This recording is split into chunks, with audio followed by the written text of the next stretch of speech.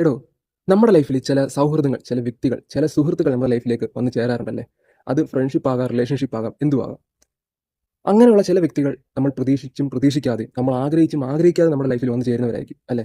നമുക്കൊരിക്കലും അവരോട്ട് പിരിഞ്ഞിരിക്കാനോ, അവരെ പിണക്കാനോ, അല്ലെങ്കിൽ അവരെ മാറ്റി നിർത്താനോ, വാശി പിടിപ്പിക്കാനോ നമുക്ക് തോന്നത്തില്ല. അഥവാ അവരുടെ ഭാഗത്തു നിന്നോ നമ്മുടെ ഭാഗത്തു നിന്നോ അങ്ങനൊരു കാര്യമുണ്ടായാൽ കഴിവതും നമ്മൾ സംസാരിച്ച് ഒത്തുതീർപ്പാക്കാനും വീണ്ടും ആ സൗഹൃദം സ്റ്റേബിളായി സ്ഥാപിക്കാനും നമ്മൾ കഴിവ് നോക്കും അല്ലേ? ചിലപ്പോൾ ചെറിയ ചെറിയ കാര്യങ്ങൾക്കായിരിക്കും പിണങ്ങുന്നത്, ചെറിയ ചെറിയ കാര്യങ്ങൾക്കായിരിക്കും വാശി പിടിക്കുന്നത്, ചെറിയ ചെറിയ കാര്യങ്ങൾക്കായിരിക്കും തെറ്റിദ്ധരിക്കപ്പെടുന്നത്.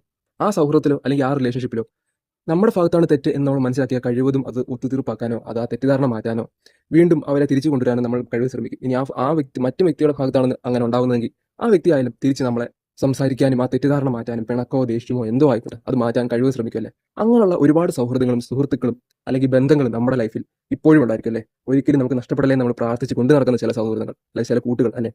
അങ്ങനെ ആയിരിക്കും നിങ്ങളുടെ ലൈഫിലുണ്ടോ?